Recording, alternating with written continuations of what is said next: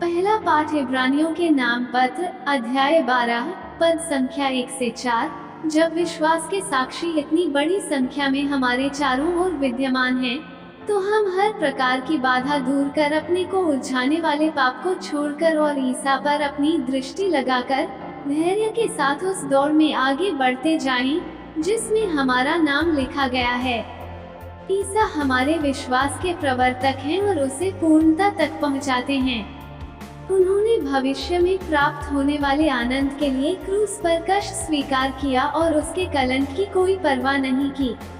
अब वो ईश्वर के सिंहासन के दाहिने विराजमान हैं। कहीं ऐसा न हो कि आप लोग निरुत्साह होकर हिम्मत हार जाएं, इसलिए आप उनका स्मरण करते रहें जिन्होंने पापियों का इतना अत्याचार सहा। अब तक आपको पाप से संघर्ष करने में अपना रक्त नहीं बहाना पड़ा। सुसमाचार संत मार्कुस का सुसमाचार अध्याय 5 पद संख्या 21 से 43। जब ईसा नाव से उस पार पहुंचे, तो समुद्र के तट पर उनके पास एक विशाल जनसमूह एकत्र हो गया। उस समय सभागृह का जेरूस नाम एक अधिकारी आया। ईसा को देखकर वह उनके चरणों पर गिर पड़ा और यह कहते हुए अनुनय विनय करता रहा, मेरी बेटी मरने पर है, आइए और उस पर हाथ रखिए, जिससे वह अच्छी हो जाए और जीवित रह सके। ईसा उसके साथ चले। एक बड़ी भीड़ उनके पीछे होली और लोग चारों ओर से उन पर गिरे पड़ते थे।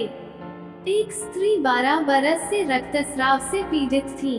अनेकानेक वैद्यों के इलाज के कारण उसे बहुत कष्ट सहना पड़ा था और सब कुछ खर्च करने पर भी उसे कोई लाभ नहीं हुआ था।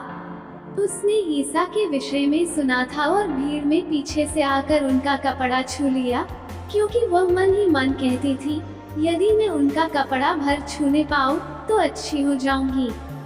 उसका रक्तस्राव उसी क्षण सूख गया और उसने अपने शरीर में अनुभव किया कि मेरा रोग दूर हो गया है। ईसा उसी समय जान गए कि उनसे शक्ति निकली है। भीड़ में मुड़कर उन्होंने पूछा, किसने मेरा कपड़ा छुआ? उनके शिष्यों ने उनसे कहा, आप देखते ही हैं कि भीड़ आप पर गिरी पड़ती है, तब भी आप पूछते हैं किसने मेरा स्पर्श किया। जिसने ऐसा किया था, उसका पता लगाने के लिए ईसा ने चारों ओर दृष्टि दौड़ाई।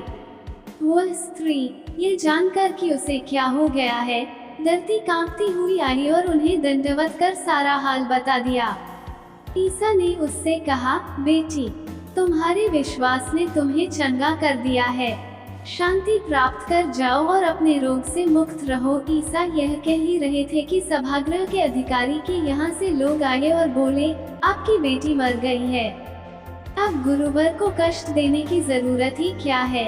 ईसा ने उनकी बात सुनकर सभागृह के अधिकारी से कहा, डरिए नहीं, बस विश्वास कीजिए। ईसा ने पेतरुस, याकूब और याकूब के भाई योहन के सिवा किसी को भी अपने साथ आने नहीं दिया। जब वे सभागृह के अधिकारी के यहाँ पहुँचे, तो ईसा ने देखा कि कोलाहल मचा हुआ है और लोग विलाप कर रहे हैं। उन्होंने भीतर जाकर लोगों से कहा, यह कोलाहल, यह विलाप क्यों? लड़की मरी नहीं, सो रही है। इस पर वे उनकी हंसी उड़ाते रहे। ईसा ने सबको बाहर कर दिया और वो लड़की के माता पिता और अपने साथियों के साथ उस जगह आए जहां लड़की पड़ी हुई थी। लड़की का हाथ पकड़कर उससे कहा, तालिथा कुम, इसका अर्थ है, ओ लड़की, मैं तुमसे कहता हूँ, उठो। लड़की उसी क्षण उठ खड़ी हुई और चलने फिरने लगी, क्योंकि वह 12 बरस की थी।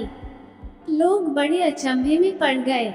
ईसा ने उन्हें बहुत समझाकर आदेश दिया कि यह बात कोई न जान पाए और कहा कि लड़की को कुछ खाने को दो।